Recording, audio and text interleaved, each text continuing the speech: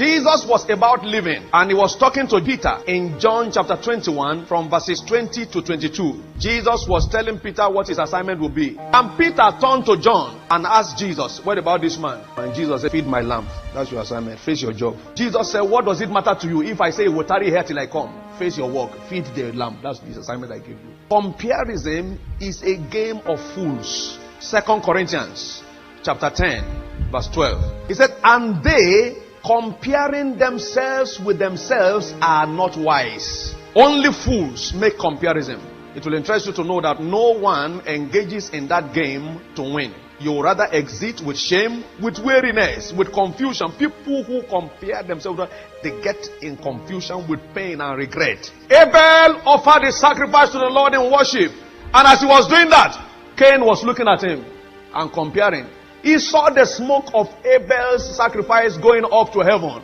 And he saw his own dangling around. He said, man, this guy has done something I've not done. You know what happened? He killed his brother. You see, comparison can lead you to murder. When you compare yourself with others, inferiority sets in. You become inferior. Even when what you have is of a higher value than the person you are comparing yourself with.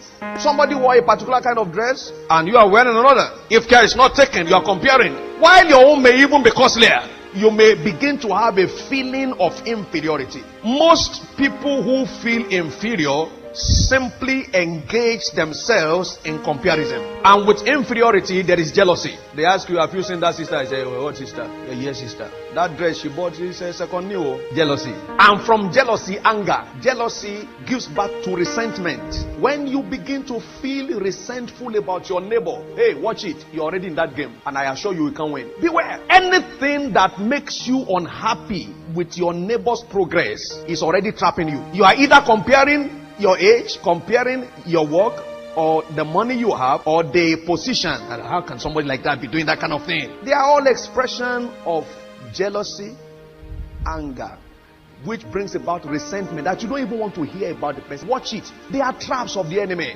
And in the end, the person you have it against is not the one losing. You are the one losing. And from resentment, you find evil speaking. Before you know it, you start speaking evil. Now, there is no basis for comparison. There are no two equal people on earth. Even those who are similar are still peculiar. It is your peculiarity that makes you different and outstanding and relevant. If you are not different, then you are not needed. That you are not somebody doesn't mean that you are a nobody. Everybody is somebody in his own class. Parents, be careful. Don't compare your children. Now, one of the plague of many homes today, couples, is comparison. Can't you be like that woman? Can't you be like that man? Differences create varieties, which in turn gives value. Life is a matter of time and sequence. It may not be your turn today, but it will become your turn tomorrow. Somebody is lifted today. Rejoice with him. It is his turn. Tomorrow it will be your turn. Woman, don't compare your neighbor's house to your house. Putting pressure on your husband. Buy cooker, buy fridge, buy dryer, buy washer, buy flat screen, buy this, buy that. Don't compare. It is when you start going from house to house that you'll be seeing what is not in your house and start putting pressure in your home. Beware of comparison.